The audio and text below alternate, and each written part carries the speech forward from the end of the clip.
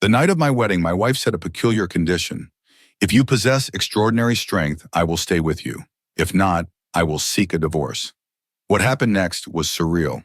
Fueled by her challenge, I drank camel milk, summoning strength equal to 10 men, and displayed it with such intensity that my wife fainted. But this is not merely a tale of personal triumph. It's a deeper reflection on the effects of unchecked internet use. The harm isn't limited to men. Women too suffer when they consume inappropriate content, corrupting their minds and complicating their lives. I used to dismiss such notions until an incident in my life changed everything, shattering my beliefs. It was then I realized how the media has poisoned our youth, stripping away their innocence and morality. This revelation struck me just 2 days before my wedding, at a time when I was brimming with joy and anticipation. I had gone to a jeweler's shop to pick out a gift for my bride, a traditional token for her first unveiling. Unsure of what to choose, I sought my friend's advice. His suggestion was simple yet striking. Why not ask your fiancée what she likes? It's best to give her something she truly desires. I agreed. For the first time since our engagement, I decided to call her. We hadn't spoken before, out of respect for her conservative household and the stern demeanor of her father. As her cousin, I had barely glimpsed her face, yet I held immense respect for her modesty and dignity. Dialing her number was no small decision. I worried it might be seen as inappropriate, but I pushed my doubts aside. When her melodious voice finally greeted me, all my concerns melted away. After exchanging pleasantries, I asked what gift she'd prefer. Her reply was humble and heartwarming. Whatever you choose will be perfect for me. Her words filled me with joy. I purchased a delicate locket set, placed it safely in the locker, and returned home, my heart brimming with excitement. In just 2 days, she would grace my life as my bride, filling my world with radiance. Lost in these blissful thoughts, I was jolted back to reality by the chime of my phone. The screen displayed her name, Atza. At this late hour, her call left me puzzled. Why was she calling? Was everything all right? I quickly answered, my voice laced with concern. Is everything okay? Why are you calling so late? She hesitated, her voice barely above a whisper. I wanted to talk to you. Everyone was around, so I waited until I was alone to call. Her words brought a smile to my lips. I understood now. She too felt restless, just as I did.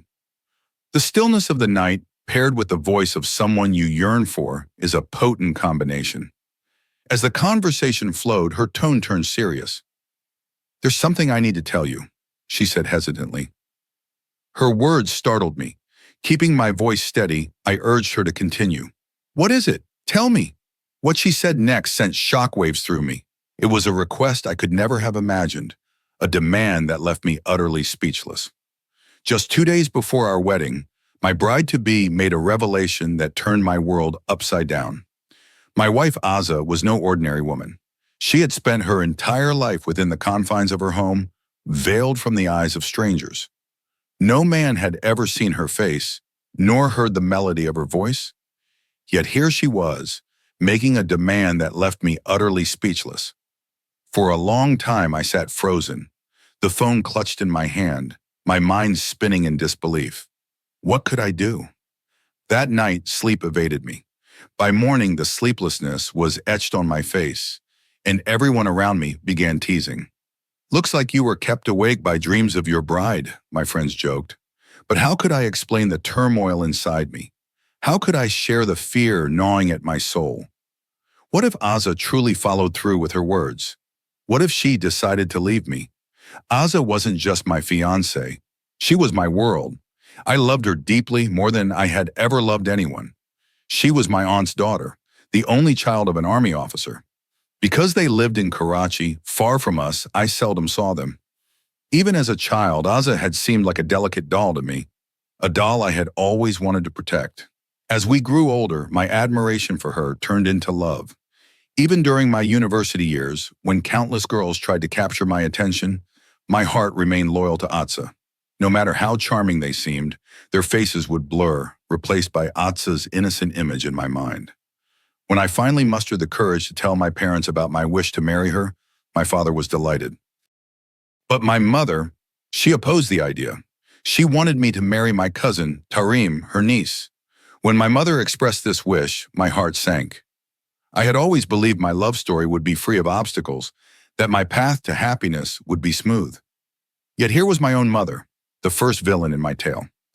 Around the same time, Tarim came to stay at our house.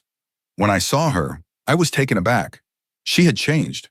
The once plain and simple girl had transformed, her complexion radiant, her demeanor sharper and more calculated. She was no longer the innocent girl I remembered. She exuded a cunning edge that unsettled me. Tarim's behavior was unrelenting. She had mastered the art of subtlety, using her eyes and gestures to draw attention, to manipulate. I despised women who carried such airs, women who invited attention with their every move. Yet my mother seemed blind to her flaws, insisting that I agree to the match. Tarim was always engrossed in her phone, chatting endlessly with someone unknown. Her frivolity grated on my nerves. Yet my mother continued to pressure me. "Say yes to Tarim," she urged. "Let me speak to your uncle and aunt about arranging the match." Her persistence left me anxious and angry. What could I do? I couldn't bear to hurt my mother, yet the thought of abandoning Azza was unbearable. That evening, I paced my room, my thoughts a chaotic storm. Each memory of Azza clashed with the reality of Tarim's presence in my life. How had everything gone so wrong? How could I make things right? And then as the clock ticked on, I realized my life was teetering on the edge of a decision that would shape my future forever. That night, I heard a strange noise outside my room. Curiosity and unease compelled me to investigate. As I stepped into the dimly lit hallway and moved toward the lawn, I caught a glimpse of a shadow slipping away. I quietly followed, my heart pounding with apprehension. What I saw next shook me to my core. My feet felt as though they had been swept from beneath me. In the garden, Tarim was with an unfamiliar man, caught in an utterly indecent situation. A surge of rage overtook me. Without thinking, I grabbed the man by his collar and began beating him furiously. The commotion woke my mother, who rushed to the scene. Her eyes widened in disbelief as she took in the sight. I explained everything to her, though she struggled to believe that her own niece could do such a thing. By the next morning, Tarim was sent back to her parents.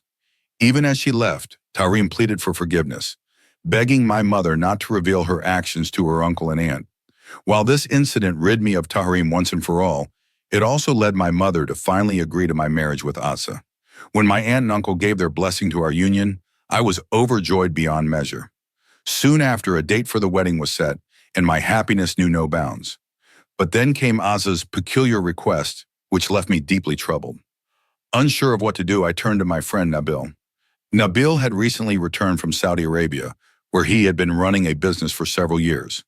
He often shared stories about his experiences there, boasting about how Arab women admired Pakistani men for their ability to please them. A stark contrast to the reserved Arab men. One day, while joking around, I had asked him, "What's your secret? How do you win them over so easily?" He had burst into laughter before explaining, "It's all about strength, my friend. These women admire powerful men. When I first arrived in Saudi, some Pakistani friends taught me a few tricks to enhance my stamina and strength. Now I can please multiple women at once." Remembering his words, I realized Nabil might be the only one who could help me. While I couldn't reveal the full extent of my predicament, I decided to confide in him to some degree. Still, doubts lingered in my mind. What if Asa was not the virtuous woman I believed her to be? Why would such a thought even cross her mind? Was there something sinister behind her request? The fear that she might spread rumors about me if I failed to meet her expectations sent chills down my spine. I even considered calling off the wedding, concocting some excuse to end the engagement. But then the consequences of such a decision overwhelmed me. It would destroy the relationship between our families, tarnish Asa's reputation, and leave her future in shambles. As these conflicting thoughts consumed me, I decided to meet Nabil and share my dilemma. His solution was straightforward and practical, instantly easing my anxiety. With his advice in hand, I finally felt reassured that I could face Asa without fear or shame. Now I only had to wait until the wedding night to use the remedy he had shared with me. My confidence was restored, and I was certain I could now keep Asa happy and ensure she would never leave me. The day of my wedding arrived, filled with rituals that stretched late into the night. My heart, however, was gripped by unease. Every glance at Azza revealed a serene, composed bride, as if she carried no worries or fears. But I was possibly the first groom in history who wasn't basking in joy, but trembling with dread about what the future might hold. After the ceremonies concluded, I excused myself, telling Azza I would return shortly, and headed to my friend's house. Upon returning home, my mother was waiting for me, her face stern with disapproval. "Where did you go, leaving your bride alone?" she demanded. I somehow managed to pacify her, explaining that I had gone to see a friend. As soon as she left for her room, I hurried to the kitchen, warmed the milk, and added kalonji, black seeds, to it. This was no ordinary milk. It was camel's milk, said to possess extraordinary restorative properties. As I drank it, I could feel a surge of energy coursing through me, as though sparks were igniting within. I returned to my room, brimming with newfound confidence. Azza was waiting, her face calm but her words piercing. "If you fail to satisfy me, if you're not strong enough, I will not stay with you. I'll leave you," she said, repeating her earlier demand. But now I felt no fear. Reassuring her, I promised, "You won't be disappointed." As the night progressed, my emotions spiraled beyond control. When passion overtook me, I barely registered Asa's cries and protests. Her voice grew louder, more desperate, but I couldn't stop. This was what she wanted, wasn't it? Her demands had led us here. When the storm of emotions subsided, I turned to see Asa's face. My heart sank. Her complexion had turned pale, almost yellow like turmeric. She was unconscious. Panic set in as I splashed water on her face, trying to revive her, but she didn't stir. Terrified, I rushed to my mother's room and told her everything. She stared at me in shock, unable to believe what I was saying. When she saw Asa's condition, her worry turned to anger. "How could you do this?" she scolded. "She's your wife, your responsibility. She is supposed to spend her life with you, yet you treated her so harshly. You should have been gentle, considerate." What could I say? The truth was, all of this had happened because of Asa's own words. Yet I remained silent, unable to justify myself. We took her to the hospital, where she regained consciousness, but was writhing in pain. The doctor was furious as she examined Asa. Turning to me, she unleashed a barrage of reprimands. I stood there in silence, taking it all in. At home, my mother wept uncontrollably, lamenting over how our family's reputation would be tarnished. "Do you realize the shame this will bring us? What will people say about you?" "About us," she cried. Her words pierced my heart, but I couldn't bring myself to blame Asa. She was, after all, my wife, the woman I had dreamed of spending my life with. And yet, in that moment, all I felt was a crushing sense of failure and regret. As dawn broke, the entire household learned that we had spent the night at the hospital. But no one knew why. Only my mother, Asa, and I were aware of the truth. When Asa regained consciousness, my mother, her eyes brimming with tears, pleaded with her. "Whatever happened, don't let anyone know.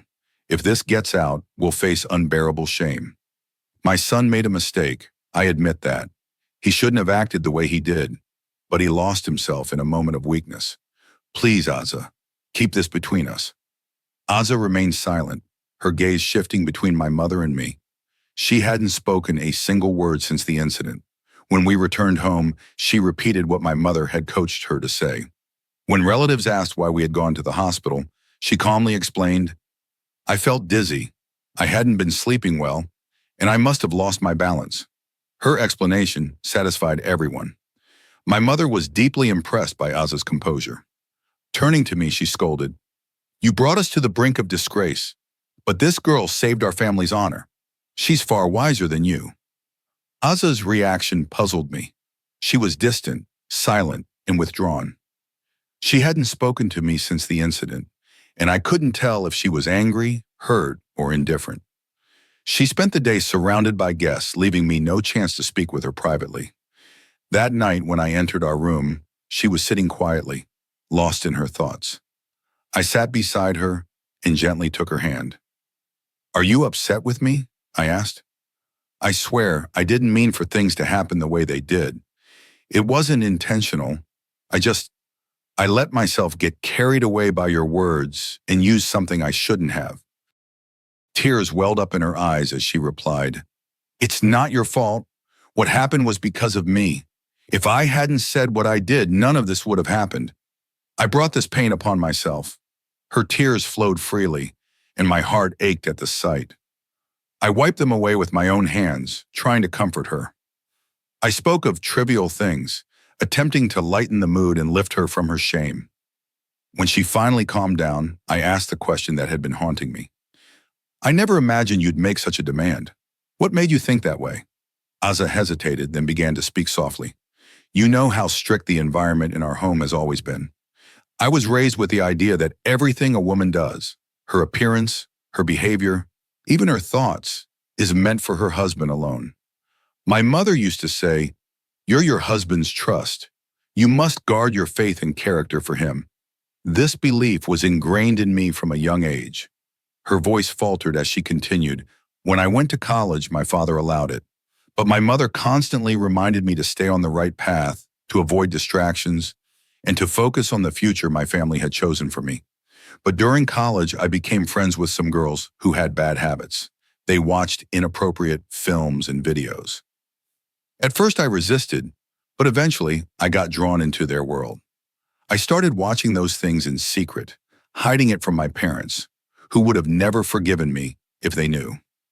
Those videos sparked desires in me I didn't understand, but the values instilled by my family kept me from ever acting on them or stepping onto the wrong path.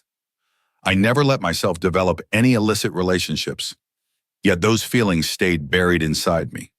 Her confession left me stunned. I had never imagined that such a guarded and sheltered girl could carry these hidden struggles. But as she spoke, I realized she wasn't to blame. She was a product of the contradictions she had grown up with: strict moral guidance on one hand, and a suppressed curiosity that found its way to the surface. I looked into her tearful eyes and whispered, "Whatever happened, let's leave it behind. You're my wife now, and I'll do everything I can to protect your honor and give you the respect you deserve. We'll move forward together, no matter what." Aza nodded slightly, her tears slowing. I could see she was still carrying the weight of her guilt, but in that moment, I promised myself that I would never let her bear it alone. "Those videos, they completely corrupted my mind," Aza began, her voice trembling with emotion. "I believed that pleasure could only be found through what they showed, and I thought the only way to experience that was after marriage. When my mother asked me if I agreed to marry you, your handsome face came to mind, and I said yes to the proposal." She paused, her gaze falling to her hands. "But deep inside, I was afraid. What if you couldn't satisfy me? I had spent my entire life guarding my character, controlling my desires. If even after marriage I couldn't enjoy life the way I had imagined, what would be the point of it all?" Her voice broke as tears welled up in her eyes. "After our engagement, I didn't have the courage to talk to you about it. And you never called me either. But the day you did, it gave me the confidence to finally share my feelings with you. I was terrified that you might judge me, that you'd think poorly of me. But I also hoped you knew me well enough to understand. After all, I was sharing these thoughts with my future husband, not anyone else." She wiped away a tear, her voice softening further. "I never imagined that this would lead to so much pain. If only I hadn't watched those videos. If only I hadn't let them cloud my mind. I wouldn't be suffering like this today. I made a mistake, and now I'm paying for it." Tears streamed down her face, her expression a mixture of shame and regret. My heart ached seeing her in such a state. I gently placed my hand over hers and said, "Aza, don't blame yourself. I will never think poorly of you, nor will I let anyone else speak ill of you. You're my wife, and it's my duty to protect your honor and respect your feelings." I leaned closer, my tone soft yet firm. "You're not alone in this. Your emotions matter to me, and I'll always stand by you." As I spoke, I noticed a faint smile breaking through her tears. To lighten the mood, I teased, "Besides, I have a feeling you might drive me crazy with all these thoughts someday." Her cheeks flushed as she lowered her gaze, a shy laugh escaping her lips. The tension in the room began to ease, replaced by a tentative sense of comfort and connection. In that moment, I vowed to myself to be the kind of husband she deserved, a man who would cherish her, respect her, and help her overcome the shadows of her past. Together, we would rebuild the trust and love that had been shaken, one step at a time.